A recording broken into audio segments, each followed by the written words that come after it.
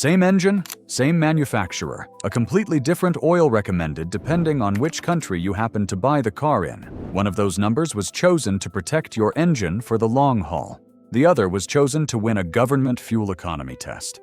Motor oil viscosity is one of the most misunderstood specifications in car care today.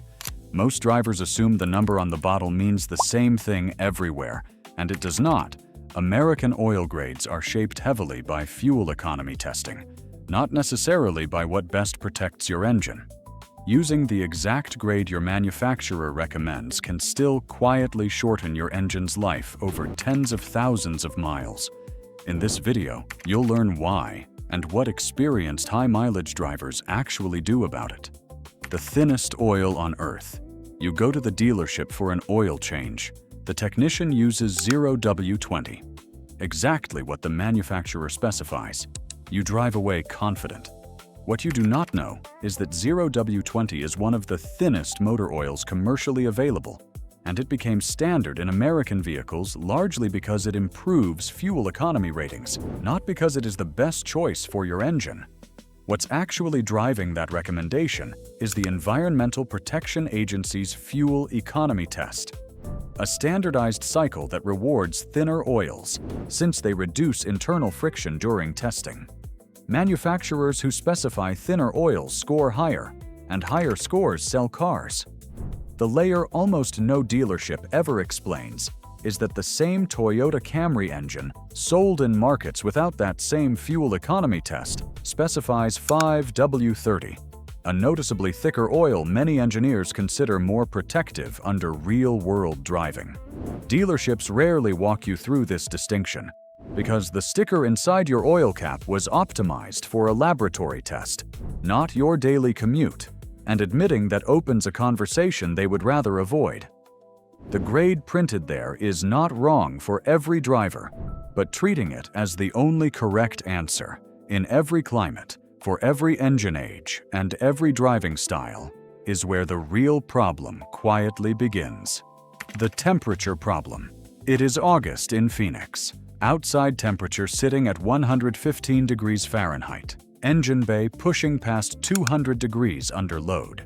You are running 0W20 because that is what the manufacturer specifies. In Europe, the same engine in similar heat would typically run 5W30 or even 5W40 instead. Those two numbers are actually measuring very different things. The W stands for winter, describing cold flow, while the second number describes viscosity at full operating temperature. 0W20 thins out significantly more under heat, meaning the protective oil film gets thinner exactly when stress on the engine is highest. Most owners' manuals leave out one crucial detail. This gap barely matters in mild climates like the Pacific Northwest, but becomes genuinely significant in sustained heat, towing, or any high-load driving. Independent mechanics in hot climates rarely bring this up unprompted because many quietly move high-mileage customers to a thicker grade themselves, a workaround that never makes it into official manufacturer literature. If your car regularly sits in triple-digit heat, that quiet adjustment is worth asking about directly the next time you are in the shop. The mileage myth. You follow the manufacturer's interval. 10,000 miles between changes on full synthetic 0W20, exactly as printed in your owner's manual. In the United Kingdom, some manufacturers recommend intervals as short as 6,000 miles for that identical engine, once real-world driving conditions are factored in, rather than laboratory ones. That gap exists because the American interval was set using testing protocols that assume highway-weighted driving, moderate temperatures, and consistent load, conditions most commuters rarely experience in stop-and-go traffic. Almost nobody mentions this at the service counter, but shortening that interval by 2,000 to 3,000 miles in a high-stress driving environment costs roughly $50 to $80 extra per year, a rounding error next to a repair bill. Dealer service departments rarely volunteer this, since a manual that already states the maximum safe interval gives them no reason to suggest anything shorter, profitable or not. The extra cost is trivial compared to what accelerated wear from stretched intervals eventually costs in engine repairs. The synthetic assumption.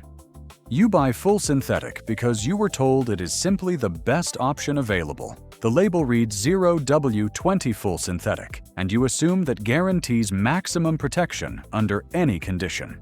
What most drivers never realize is that synthetic describes how the oil was manufactured, not how it performs at your engine's actual operating temperature.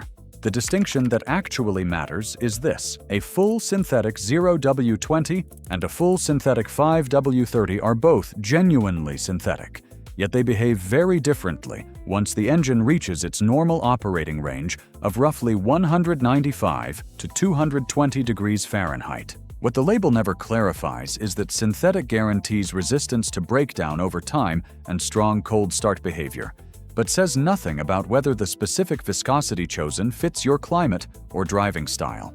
Oil marketing rarely draws this distinction clearly, because full synthetic alone sounds premium enough to sell the bottle without ever mentioning viscosity at all. Two bottles can sit side by side on the same shelf, both labeled full synthetic, both priced identically, and behave completely differently the moment your engine gets hot. The decision only you can make. You now know the oil grade in your car was optimized for a government test cycle, not necessarily your driving conditions.